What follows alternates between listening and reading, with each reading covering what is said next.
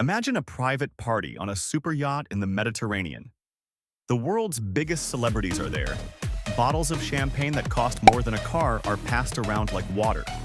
And at the center of it all is a young, unassuming man from Malaysia named Joe Low, picking up the entire multi-million-dollar tab without a second thought.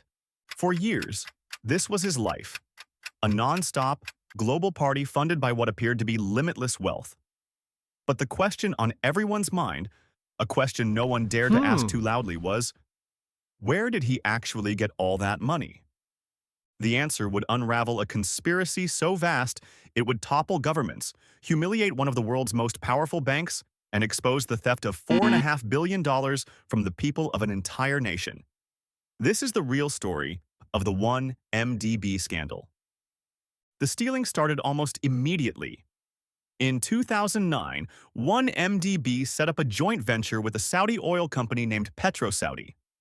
The official story was that they were going to invest $1 billion in oil projects. But the whole thing was a lie.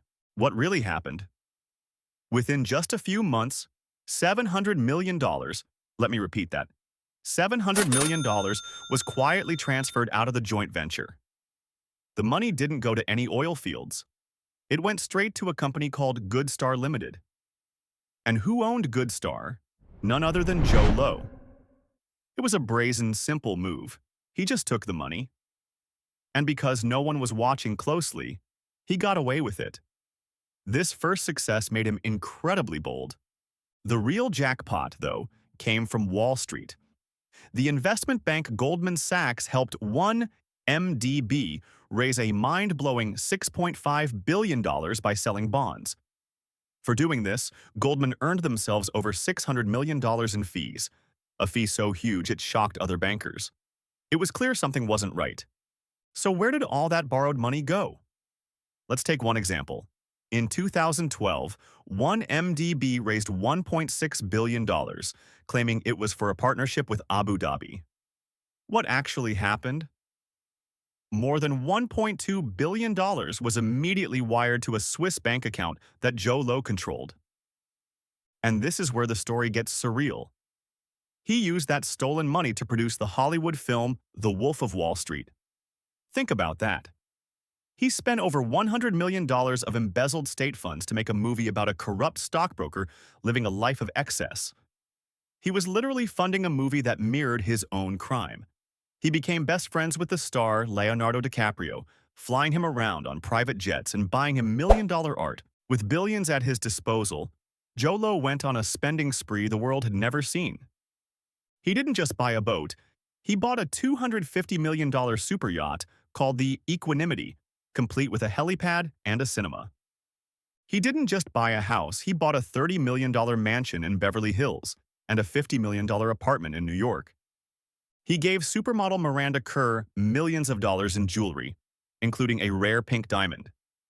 He bought that $3 million Picasso for DiCaprio. He even shipped massive amounts of champagne to his parties by the truckload. This wasn't just luxury, it was a strategy. By surrounding himself with famous people and an impenetrable cloud of glamour, he thought he was above the law. It all started to crumble in 2015. Investigative journalists in Malaysia, working for a paper called The Edge, began connecting the dots. They published documents showing money flowing from 1MDB to mysterious companies. At the same time, authorities in Singapore noticed something suspicious. Massive amounts of cash were moving through their banks. Then the U.S. Department of Justice got involved. They launched an investigation called the Kleptocracy Asset Recovery Initiative. And their findings were stunning. They filed legal papers that read like a thriller, tracing the stolen money step by step. They showed how cash meant for power plants in Malaysia ended up paying for a super yacht in Monaco. The scheme involved not just Joe Low, but also bankers who looked the other way and officials who helped cover it up. The fallout was massive. In Malaysia, the Prime Minister, Najib Razak, was voted out of office and later sent to prison for his role. The bankers at Goldman Sachs were humiliated. The company had to pay billions in fines, and its Malaysian subsidiary pleaded guilty to corruption. And Joe Low? He became an international fugitive.